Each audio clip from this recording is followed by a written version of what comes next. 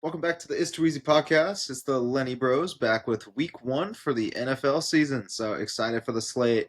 I know we're kicking it off tomorrow with the Eagles and the Cowboys. So, Jake, what are your thoughts on that first game? Yep. So first game, obviously got the Eagles and Cowboys tomorrow night. Actually, by the time this video may be posted, maybe later in the night, but hopefully our viewers can get around to it before the games start. Either way, you'll have it before the weekend. Yeah, Cowboys Eagles. I know we're on a little bit of different sides on this one. I really like the Eagles after a strong year last year, ending it with a Super Bowl. Just crushing the Chiefs in the Super Bowl was super satisfying. I expect them. They didn't really lose a whole lot, so I expect them to kind of maintain that momentum. Cowboys obviously just had a big trade with Micah Parsons. Feels like they're going to lose a lot of just help on that defense, so I don't really have a whole lot of trust. I love Saquon in this game, so I'm riding the Eagles -6.5. Yeah, I'm interested in this game. Dak's always owned the Eagles 4-1 in the last five that he's been healthy for against them. So getting eight feels like a lot of points. Obviously, I do think, as we talked about, that the Eagles are my favorites to win the championship again this year. Interested to see how they come out starting the year with a couple of new faces, especially on the defensive line. They should be solid again. I love AJ Brown in this game. He's always started the season strong, so I bought his line down to 55 and 60 yards. I think he covers both of those. Like you said, Saquon, we haven't been able to stop the run for about 5 years, so I expect him to cover. His line's only at 93 right now. Last game against the Cowboys, he had 167. He covered 93 in 15 of his last 20 games. So Saquon, I do think, has a big game. But Dak also has averaged 3.2 touchdowns against the Eagles in the last five games. His line's at 1.5, so I think Dak covering 1.5 is definitely going to be up there. CD and Pickens side by side. Interested to see how they do. I think they should be able to put up some points. So I got them covering the eight, but I don't necessarily love. Yeah, right on. Also, another good player prop. Tush push didn't get banned, so Jalen Hurts anytime touchdown. Love it for sure for tomorrow. Yeah, anything inside the Second 1 yard line. Yeah, exactly. Or inside the two. Second game, obviously, Chiefs and the Chargers in Brazil.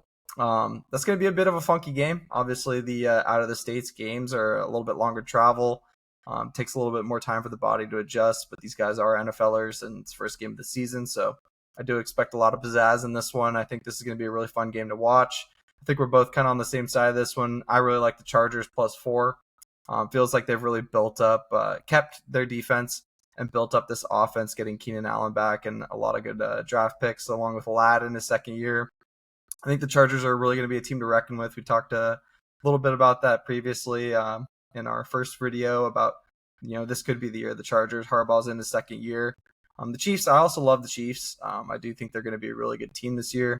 But I just see this being a scenario where being out of the country, it could be a time for them to start slow. I don't know if they'll end up losing the game, but I think the Chargers at +4 is a pretty solid pick. Yeah, I feel like the Chargers always play the Chiefs well. They've been a lot of 10-point games in recent years, a lot of 7-point games being covered. So if you want to buy it up to that, I definitely love that. I do think the Chargers are going to come away not only covering the four, I do think that they're going to win this football game.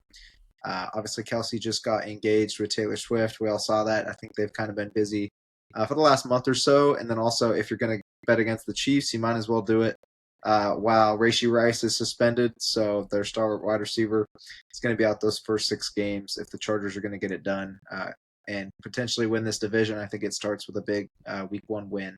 Very excited to see how they get to running the football. Obviously, a big blow losing Rashawn Slater, but I think Omari and Hampton's going to be awesome for him. It looks like Najee is going to be healthy to be a 1-2 punch right there with him. Like you said, Keenan's back and Ladd's entering year two. And after ending the season with 4 picks, I think Kirby's going to bounce back and have a strong showing to start the season. Yeah, right on. Love that. Third game of the season, we got the Buccaneers and the Falcons. Um, Rivalry game in the division, just like the first two. I love that we're starting the year out with divisional games. I know they usually do it, but it just feels like a lot of these games have implications straight off the bat. I love the way that the Buccaneers have crafted their roster this season. I think with their wide receiver room, they're going to be one of the scariest in football. So Baker's got all the weapons. He's got Bucky in the backfield to hand the ball off to. Their offensive line has definitely gotten better over the last couple of years. So as long as Baker can take advantage and they can get the right plays called up, I think the Buccaneers should be able to handle this one. Yeah, I'm excited to see how the Bucks are going to do this season. A lot of questions at wide receiver, just with Amika being a rookie and Godwin at least missing the beginning of the year. So I think Amika should be able to step in to have a big role and kind of fill those shoes of Godwin to start the season. Obviously got Tez and then Mike Evans is a stud. Can't sleep on Bucky, who's a dog as well. So it'll be interesting to see how they adjust week one to no Liam Cohen running the offense. So it'll be a new system. Obviously, a lot of the same players, so they should know what they're doing and not have too much trouble. I also love Drake London, Bijan, and cast of the Falcons this year, so I'm interested to see how Penix does. I do have the Bucks winning this football game. I think they're going to get the season started on the right note. I wouldn't be shocked to see the Falcons pull it off just because they're at home and they definitely have the weapons. But I am going to take the Bucks, and my favorite line for the game is Kyle Pitts over 39 yards. He's covered that in each of the last 5 games against the Bucks. Yeah, and then I have two props that I really like as well for this game. They're both involving Baker Mayfield. Right now, is over 1.5 passing touchdowns looks really good. I just think he's got so many weapons to throw the ball to. Even Bucky can catch the ball out of the backfield. So I do like over 1.5 passing touchdowns for him. And then also for Baker, I like over 7.5 longest rush yards of his longest rush. I think there is going to be a chance in this game with a not as well known Falcons front seven that Baker's going to be able to get out and scramble for 8+. So I love that prop. Third game on the slate, we also got the Bengals and the Browns, another divisional game. I know you don't like this one quite as much, but I saw the 4.5 point line. I absolutely had to hammer the Bengals. I think their defense is a huge question mark, obviously, like we've seen over the last couple seasons. Their defense has been what's not been working for them. But I just really don't think the Browns are going to be that good. I don't know what kind of weapons they're going to have, but they got to keep up with Joe Burrow and that offense. I think it's just going to be a really tough game for the Browns. And although they are at home, I think the Bengals play well no matter where, especially on the offensive side of the ball. I love Joe Burrow over 34.5 yards, longest completion. I feel like Chase is going to be wide open for a long ball touchdown at some point in this game. So I feel like that's definitely a pretty solid pick. And then Jamar Chase over 83.5 receiving yards, as well as over 0.5 anytime touchdowns. So basically for him to get 1+ touchdowns, I love those picks for this game. Yeah, this is one of those games I'm going to lay off just because we had talked about it last year when Cincy was going into Cleveland. I think it was week 3 or 4 that we were on the Browns and they got it done at home, even though they were kind of cheeks last year. It's just Yeah, one of true. those things. The Bengals have started the season slow for 3 or 4 straight seasons. I'm interested to see how that turns around. I think that the Bengals will get it done because Burrow's not going to let that happen again. But I don't love that it's going to be covering 4, nor even getting the win on the road when Cleveland usually has a solid defense. Not Yeah. sure how they're going to be scoring. I think outside of Jerry Judy, couldn't tell you who's going to be running the football. Couldn't tell you who else is going to be catching it other than maybe Njoku, which Cincinnati's defense is Swiss cheese. So Judy and Njoku could both go for 50 to 80 yards or more, or both get in the end zone. But outside of that, they've been low scoring in recent years. So just because of that, I'm kind of afraid of the game and not going to touch it. Right on. Then we got the Dolphins and the Colts, another game that's just kind of a weird one to diagnose. Both these teams are what I would consider pretty mediocre at least at the start of the season, and hopefully they both can prove me wrong. But I've been very back and forth on this one. I initially was thinking, oh well, the Dolphins could bring it back, but then I thought about last year again, and then Tyreek wanting out, and it just made me think like, I think the Colts are definitely going to be the more complete team in this game. I love the Colts defense. I think the Colts have one of the better defenses in the league. They got Jonathan Taylor back there with Daniel Jones. No trust in Daniel Jones whatsoever, but there is a good chance that Jonathan Taylor beats his line. So I really like the Colts to be able to win this game in the end. Yeah, I love the Colts in this game. I'm not sure why everyone I follow has the Dolphins, so I'm taking it with caution. But I love Daniel Jones. He sucks in season openers, and he sucks and lost his job with the Giants to now be on the Colts. But I feel like the Colts roster is better than the one that the Giants had when he took them to the playoffs. Tyler Warren's a great new threat at the tight end position as a security blanket. He's got Pierce, Downs, and Pittman that all had 800+ receiving last year. And then, like you mentioned, Jonathan Taylor out of the backfield is going to go for another 1,000-yard season. So I feel like their offense is pretty complete. If Daniel Jones can just do enough for them to get the win, he doesn't have to do too much. I think that they should be able to put up 20 just with the weapons around him if he doesn't turn over the ball, 2 or 3 times. Now that's the problem is he probably will. Yeah. Same could be said for Tua, so we'll see how that goes for him. They've kind of sucked on the road in each of the last 3 seasons. They're usually a really good home team, but they're on the road. So with that said, I'm going to take the Colts. Do expect Tyreek to have a big game after the requesting of a trade. And each of the last 3 seasons, he's gone for 100 plus in season openers. So just how fast he is and how quick he's looked in preseason videos, I expect him to have another big game and to show like, hey, I'm here to stay. Yeah, right on. Next game is the Raiders and the Patriots. Another very intriguing game. Two completely rebuilt rosters with new head coaches. Love Pete Carroll and the Raiders. I love what the Raiders are doing on the defensive side of the ball, getting Max Crosby on a super long contract, being able to build from the ground up on the offensive side of the ball around Brock Bowers, around Jacoby Myers, who did request a trade but was not accepted by the Raiders. I think that's a smart move on their part. At least just keep some weapons around Geno. I like the Raiders in this game. I think the Pats are going to have some growing pains here at the start of the season. But I do think that eventually they'll be able to settle in with Drake May as their starter. I just see this is going to be a very defensive game, at least in the first half. I don't see a whole lot of scoring until maybe the second half when defenses start to get tired and the offenses start to settle in a little bit. But I do think the Raiders are going to come out with the dub. They are on the road, but it's not super cold yet up there in New England. And like we said, two very new teams, but I just feel like the veterans on the Raiders mixed in with Chip Kelly and Pete Carroll is going to be a pretty good byproduct for them to get the win here at the start of the season. Yeah, I've been very torn on this. Originally, looking at it last week, I was like all over the Patriots. Now I'm kind of leaning on the Raiders. So I might lay off this one. But my thoughts as of now is the Raiders. I think this will be interesting. Like you said, it could be very defensive, which is hard to say with a Raiders team that doesn't have a great defense. But it's two new running backs, two new head coaches, new receivers on both sides of the football.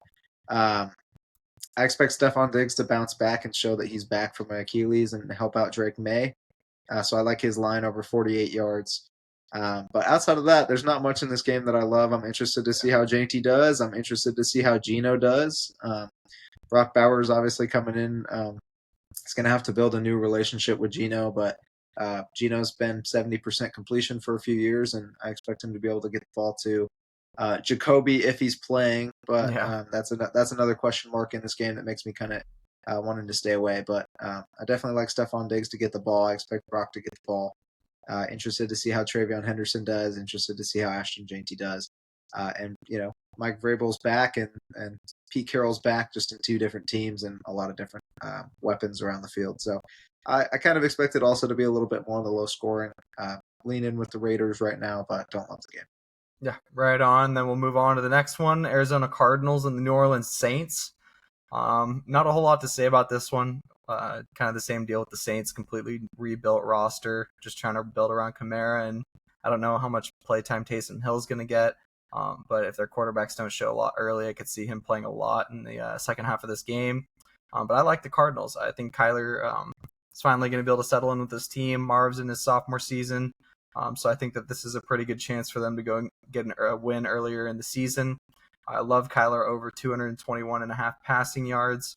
I just think that this is going to be a game where he's going to be able to throw the ball all over the field and extend plays with his feet. So yeah, I think that the Cardinals are going to be able to win this one in the end. Yeah, this one scares me because the Saints started hot last year. And the line at 6.5 is one that I usually like to take the points on or at least buy it up. The Saints typically have a decent defense and they're at home, but like we had said, I think that they could go 0-17, maybe 1-16 if they start with the season with a win. This is a game that I feel like could be a 1 to 4 point game, so I don't really love the 6.5. I do think the Cardinals are going to get the win, so I would just take the Cardinals on the money line, play it safe. I do like Kyler, like you said, to use his legs to extend plays. His line set at 24.5 or something like that, so I definitely think he'll go over that. Interested to see how Marvin Harrison steps up in year two. Obviously had people say quiet, but he had almost 900 yards and 9 scores last year. And then Trey McBride is a stud. Yeah. James Conner's back as well, so if he can stay healthy. I just feel like the position pieces all over the field favor the Cardinals, so I would expect them to win by a lot, but that line just kind of seems weird to me, so I'm just going to play it safe with the Cardinals money line. Yeah, I love that pick. Moving on to the next game, we got the Steelers and the Jets. Aaron Rodgers going against his former team now. Um, Kind of another one of those games where it's like, this is kind of a strange one. I expect this to be a super defensive game because we have two offenses that are practically brand new once again. Not sure how much Garrett Wilson and Justin Fields are going to be able to pair together, but that could be a cool connection to watch and see how that develops throughout the season. I do like the Steelers on the money line. Just in general, I think their defense always wills them to win. In games like these where you're just really not sure. It may be like a 2-point victory or a 3-point victory. It probably won't be anything flashy unless Aaron Rodgers just has an incredible vintage game. But yeah, I think the Steelers defense is going to will them to a win here.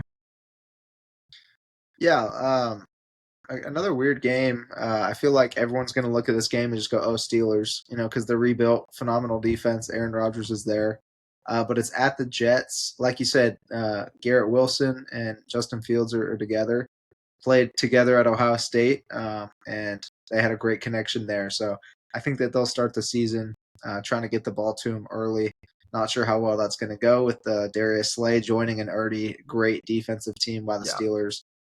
So again, like you said, it could be a little low scoring, but just because of how well the defenses are on the passing side, I do think Justin Fields could start to use his legs, something that Aaron obviously can't do being old and slow. So I think Justin Fields is going to be able to use his legs, extend plays, and I think they might even be able to get the win. I would expect Steelers are going to win just off tops, but I feel like that's kind of what everyone thinks. So I'm kind of torn on this one too.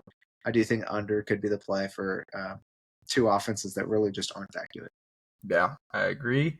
Then we move on to the Giants and the Commanders. One that we'd typically be on the same side, but on this one, it's a little different. Completely new look for the Giants, but not so much for the Commanders. Commanders got a lot of new pieces, but they kept kind of their core. For that reason, I love Jaden Daniels, man. I thought he looked incredible in his first year. I think he's got the weapons and the connections now with those weapons, and I just feel like they're going to be able to carve up this Giants defense as long as they can hold up on the offensive line side. They did pick up a couple offensive linemen in the draft that I love, including Josh Cornerly from Oregon. So I think they're shoring up that spot to keep Jaden safe.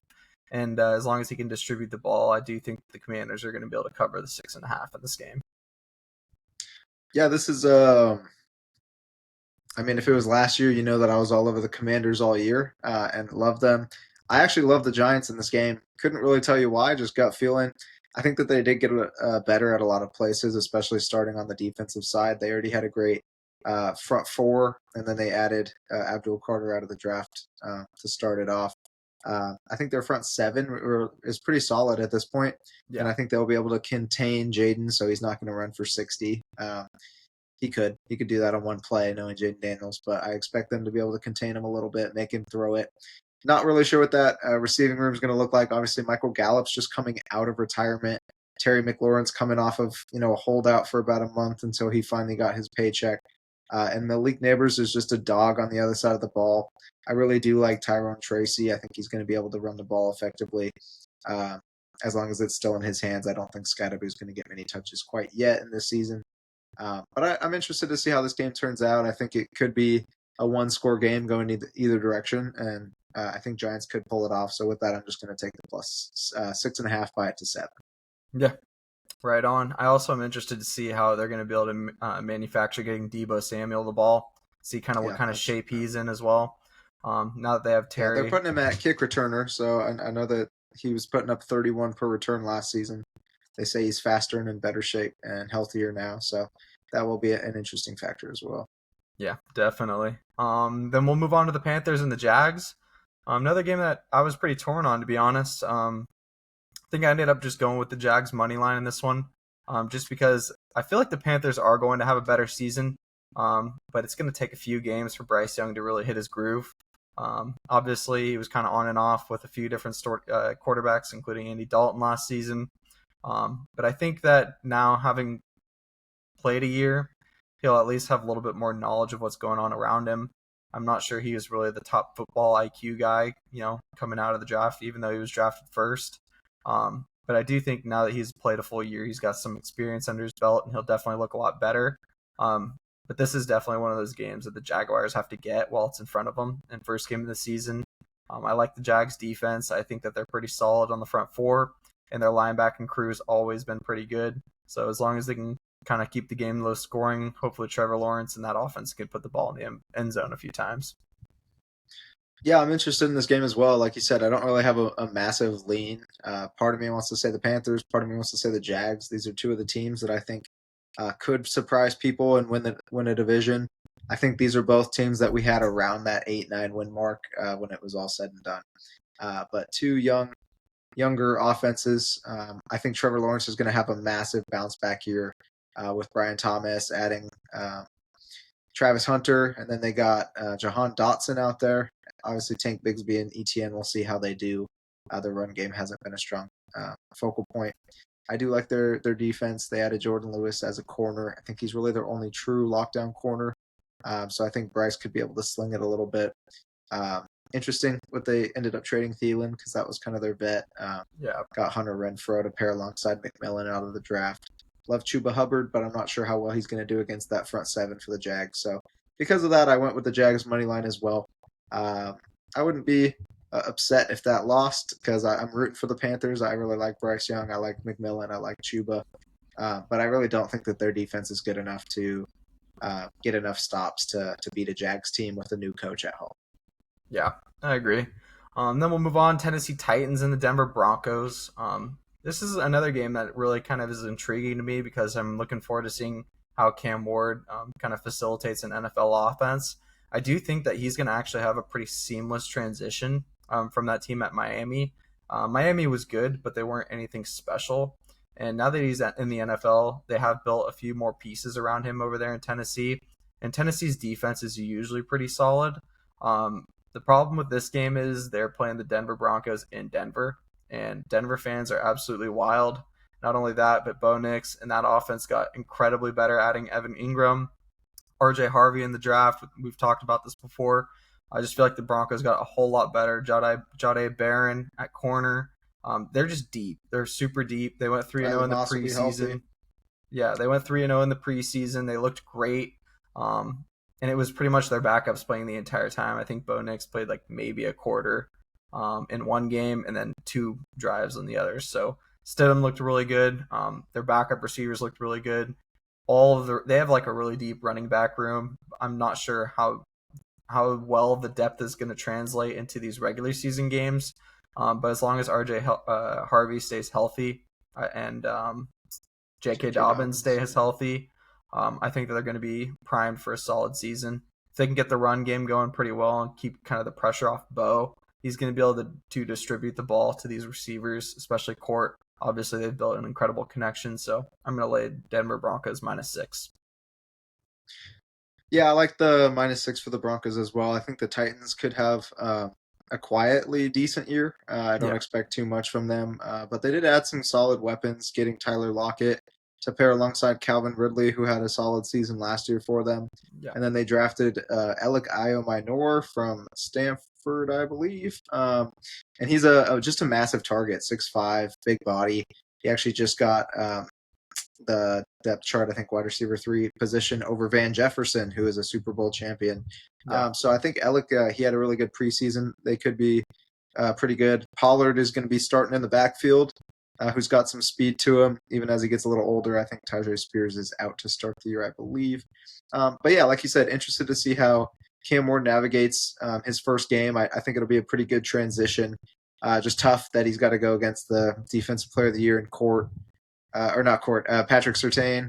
And then obviously Riley Moss is back. Like you said, they added Jahdae Barron. I think Nick Bonito could be one of the Defensive Player of the Year candidates this year. Just a really good defense in Denver, at Denver, so Mile High is going to be, I think, tough for them. I do really like RJ Harvey. J.K. Dobbins had a solid year last year. And then Evan Ingram has been consistently good against the Titans, being, in that division with the Jags and Titans before. So I think Evan Ingram could have a great start to the season, getting 4 or 5 catches. And then Cortland Sutton will probably find his way into the end zone as well. So I like those Broncos -6. Yeah, and then player prop that I didn't really touch on for this game that I love is Calvin Ridley. His number right now is at 53.5 receiving yards. I think there's a very solid chance he has one reception for 30, 40 yards somewhere in this game. I don't know if it's going to be garbage time when they're already down 17 points or not, but I do think that the 53.5 is a pretty low number, and Calvin Ridley's a stud, so I'm going to take that. Moving on. San Francisco 49ers and the Seattle Seahawks. Classic bang out in Seattle to start the year in the NFC West. I mean, this division in football has always been super competitive. These four teams are all pretty much right there with one another, with the exception of the Rams when they're healthy. I think the Niners are going to take this game in Seattle. They've been known to split, so I could very well be wrong there. And the Seattle Seahawks are, I think, flying under the radar quite a bit this year with having picked up Sam Darnold and quite a few weapons to go around him, including Cooper Kupp. But yeah, I just think the Niners kind of have the Seahawks number. Like I said, even though they split games, the Niners know how to win these tough ones. And typically the last couple seasons, they haven't really opened the season well. So in order for them to get to the playoffs, I do think they're going to need to start this season well, and it's going to start here in Seattle with a big win against the Seahawks. Yeah, this one, like you said, I'm torn on it too, just because it's in Seattle. I do think Sam Darnold had a great year last year. I think that a lot of that was in part because of Kevin O'Connell and the weapons he had around him. Not sure how the play calling is going to be. I'm sure it'll be a transition for him. Also, a revenge game potentially for him as they kept Brock Purdy and gave him the starting role over Sam Darnold for a year or two there. But because of that, I do think the Niners defense knows Sam Darnold pretty well, and I could see them getting an interception in this game to make it very interesting. Like you said, Cooper Kupp's there. Jackson Smith and Jigba had a great season last year, even alongside DK, and so now he'll get even more targets. So he should have a great season. Kenneth Walker, when healthy, is just a stud. So Seattle could put up a good fight. I do like Christian McCaffrey back. It looks like he's healthy. Ricky Pearsall's healthy. Kittle's a stud. Purdy's there. I love their draft pick in Michael Williams. I think he's going to be a stud this year, potentially defensive rookie of the year. So I think the Niners are going to have to bounce back after I think what was a 6-win season for them last year. Got to go get a big one on the road to start the season, which could have big implications for who's going to win the division at the end of the year. Yeah, for sure. Maybe even at least when they get to the playoffs, if the Rams do steal the division away. Next one, we got the Lions and the Packers. This is another super intriguing game. Packers got a whole lot better adding Micah on the defensive side of the ball. I'm not sure really how the secondary is looking this year. That's my kind of one big beef with the Packers is if the Jared Goff and a bunch of these quarterbacks can throw all over the secondary, it's not going to really matter what that front four is doing. All they got to do is hold them up one every 2 or 3 plays, and they'll get the ball thrown all over them. So I'm going to take the Lions in this game. It is away. It's in Green Bay. I'm having doubts with it, so take that with a grain of salt. It is first game of the season, but the Lions on offense have been super solid the last few years. They're getting Aiden Hutchinson back and a lot of this defense back that did end up on the injury list last year. So hopefully they'll be able to turn it around this year. I think they're a Super Bowl contender if everything starts to gel correctly again like it did a couple years ago. And yeah, for that reason, I'm just going to stick with the Lions money line. Yeah, I right there with you on the Packers. Their secondary was question mark all of last season. I think the thing that helped them out was that they were able to get a lot of interceptions. I think Xavier McKinney had like 8 of them. I don't think that's something he's going to be able to repeat. Maybe someone else will step up in his place, or maybe the front four is going to be so quick between Quay and Micah that it won't matter. But I do think the Lions are going to go in as well and get this win. The Packers were a measly 1-5 against the division last year, and that one win was a blocked field goal against the Bears, I believe, if I'm not mistaken. And so with that, they went 11-6 last year, had a great year. Obviously, added Micah. I think that's big. It's at Lambeau, which is going to be helpful for him. I do think Jamison Williams is going to have a big game, as well as potentially Jahmyr Gibbs. If the cornerbacks are as questionable as we think, Jamison should be able to have at least 150-plus yard play for a touchdown in this game. Jahmyr Gibbs is a stud. And then on the other side of the ball, I believe Josh Jacobs is on like an 8-game or 9-game streak of getting a touchdown. So I wouldn't be surprised to see Josh Jacobs punch it in, Jahmyr Gibbs punch it in, and a big play from Jamison. But this should be a fun one. Interested to see how the division shakes up with this game getting us started. Yeah, right on. Then I forgot to say the player prop that I love for this game that I found was just super strange. Jared Goff over 21 and a half completions. I feel like just with the secondary being pretty questionable right now, I think 21 and a half should be pretty reasonable as long as they're not running the ball all over them. Two teams that can run the ball, so there might be a lot of time coming off the clock, so I can understand maybe why they would make it that low.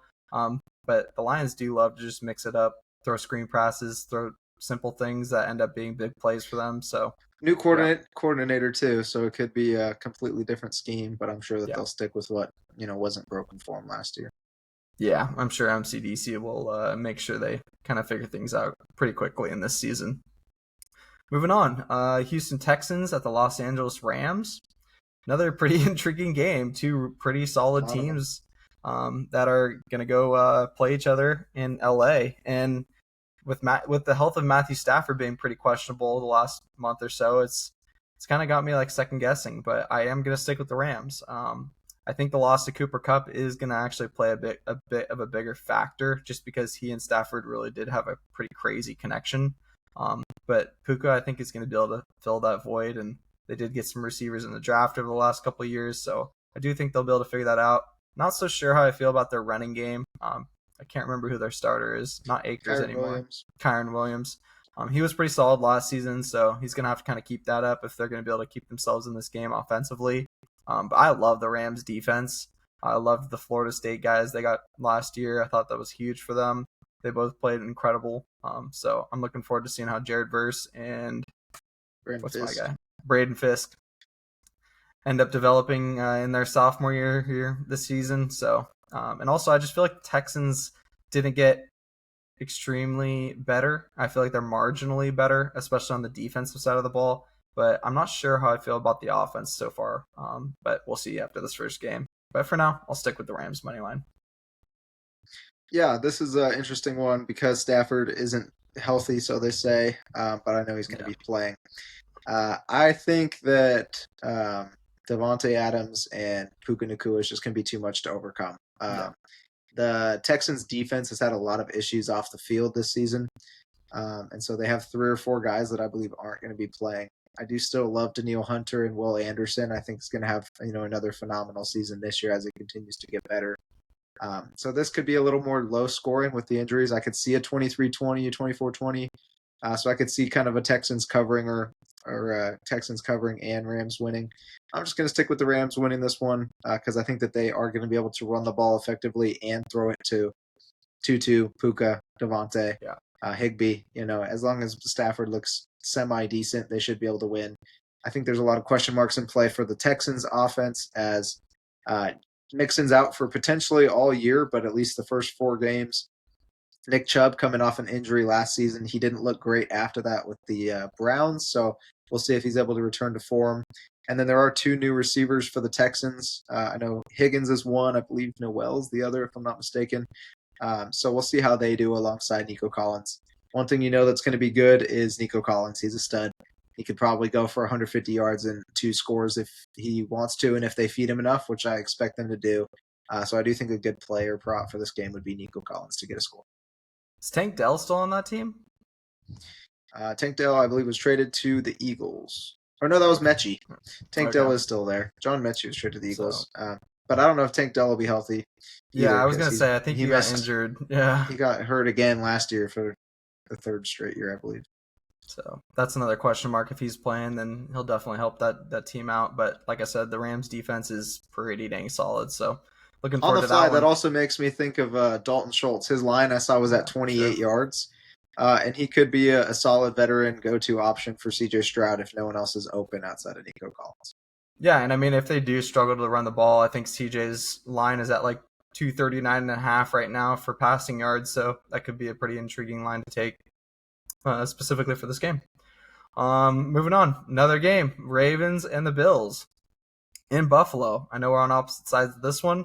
I just love the Buffalo Bills. I think for them to start it right and go 14-3 or 15-2, whatever that may be, I'm sure they're going to be in the playoffs. But I think in order to start this season right in front of the home fans, Josh Allen's going to will them to a win. I love all the weapons they've built over the last couple of years.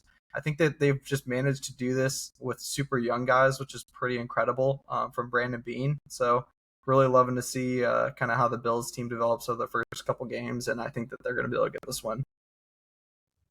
Yeah, I don't have the Ravens making the playoffs. So newsflash if you haven't seen the last episode. But I do think the Ravens are going to get this win. It's a revenge match from the playoffs last year, I believe. Um, I don't know. I just feel like the Ravens in the regular season win games that are big, and then if they match up again in the playoffs, they'll lose them.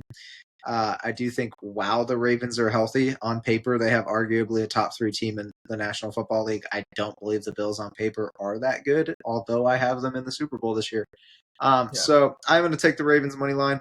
Lamar should be healthy. Derrick Henry should be healthy. Zay Flowers, Mark Andrews, after having a big drop last year to kind of end the season for him. I think it's going to be a little bit of a revenge game. Get back. I could see Mark bouncing back into it. But Derrick Henry, 5 straight games against the Bills with a touchdown as well. So I expect him to get in the end zone. Not really sure what that wide receiver position is going to look like for who Josh Allen's throwing the ball to. Keon Coleman needs to step up and have a big year. If not him, Dalton Kincaid's going on, I think, year 3 as yeah, well. And then outside of that, Khalil Shakir is kind of the wide receiver 1 right now. And I don't know how much of a threat he is as a wide receiver 1 against a really solid Ravens defense. So just with all those things being a factor, James Cook, a little bit of ups and downs with getting his contract sorted this offseason. I think that they could start slow. So because of that, I'm taking the Ravens to get a big dub on the road. yeah, right on. Yeah, love the player prop for Derrick Henry to get into the end zone. I think that one of Adam Sandler's buddies reached out to him and said, if you get into the end zone X amount of times, I can't remember if it was 20 or 2,000 rushing yards or something like that, he said he'd get him into a movie with Adam Sandler. And Derrick Henry said that was his dream. So I thought that was pretty cool. So that could definitely give Derrick some extra incentive to really pound the rock and get the ball. I saw Lamar's over 1.5 passing touchdowns in this game was pretty low. So I thought that might be a decent line to take as well. Also, could randomly see an over in this game. I know two really good defenses, but obviously these two quarterbacks are both MVP candidates, and Josh Allen won it last year. Lamar could win it this year. He has the talent to win it. So I think that this could be an over. I'd be interested to kind of see where that number is. I didn't really get a look. But yeah, I think an over could be very intriguing. Yeah. Then we'll move on to the last one of the season, or of the opening week. Sorry, not of the season. Holy crap, season's just starting. But yeah, of the opening week, we got the Vikings and the Bears. Another rivalry in the division. Once again, been wavering super back and forth on this game just because I don't know how JJ McCarthy's going to look with this new look Minnesota Vikings offense with Darnold not being there. But they are a pretty solid team. I just think for some reason this is one of those ones that Chicago's going to get this season. There's not a whole lot of experience so far in the flow of the season so far, so I think that this could be one that the Bears get. Caleb Williams, obviously in his sophomore season, still has a lot of guys to throw the ball to. Obviously lost Keenan Allen, but still were able to fill the void with a few new guys. I think it's all going to depend on whether DeAndre Swift can get the ball rolling on the ground for the Bears. If he can get 5-6 yards of carry, then it's going to open up the offense for Caleb to be able to stretch the ball down the field. So I think if that can happen, Chicago Bears will have a much better chance. I do think that the Vikings defense can be a bit fraudulent at certain points in the game. So as long as they can get the ball rolling with the run game, I think that Chicago has a very good chance to win this game. So I'm going to stick with them on the money line. Go Bears. Yeah, I'm taking the Bears money line. I'm just going to get out there quickly before I change my mind. I think a big part of that is Jordan Addison's out. He's suspended to start the year. That's true. So that's immediately one weapon that JJ doesn't have. Now you still have Justin Jefferson, still got TJ Hawkinson, who are some of the best. And then Aaron Jones out the backfield. Didn't have that great of a year. I honestly am not expecting much from him this year.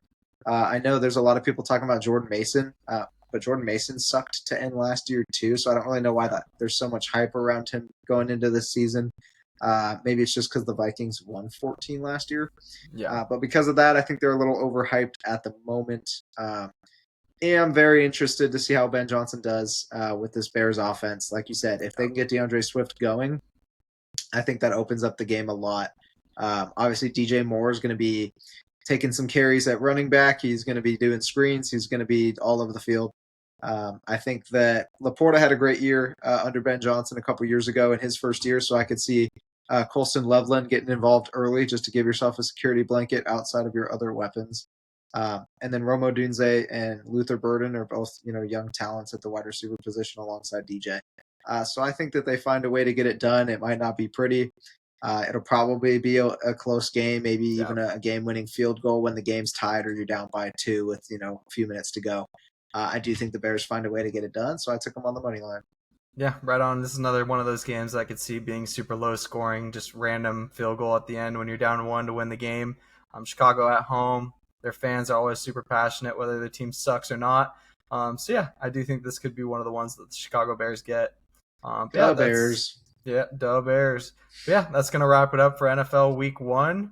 Looking forward to it this weekend. There's so many games that I'm just gonna have my eyes glued to the screen for. Yeah, we've covered pretty much all of them. But yeah, I'm super excited for this season. Stay tuned because we are going to have another video for college football. Got trounced in week 1 in college football, so we're going to have to bring that back this week. But now that we've seen kind of everybody play with all these new guys, I feel like we're going to get a better feel for how these teams are and hopefully be able to kind of dial that in a little bit next week. So yeah, looking forward to NFL. Thank you guys so much for watching. Make sure to like and subscribe if you enjoy our content. Yeah, we'll see you soon for college football. Also, keep your eyes out for an NFL futures video. If you aren't following us on our Instagram, It's Too Easy Pod. I think that we will go ahead and do a slideshow video, just kind of showing all of the future picks all in one. Should only be like 5-6 minutes, so pretty easy, quick to go through, and you guys can kind of just pick out your favorites and see what you like. Yeah, but yeah, 50 plus plays in there for player props throughout the season. I think there's about 6 or 7 total awards with our favorite 3 picks for each of those as well. So it should be fun to keep up with and see how it goes throughout the course of the year. Yeah, so make sure to tune into that as well. That'll be probably posted sometime around the same time as this video, maybe a few hours before, a few hours behind. Yeah, we will see you for the next video, which is college football week 2. Peace!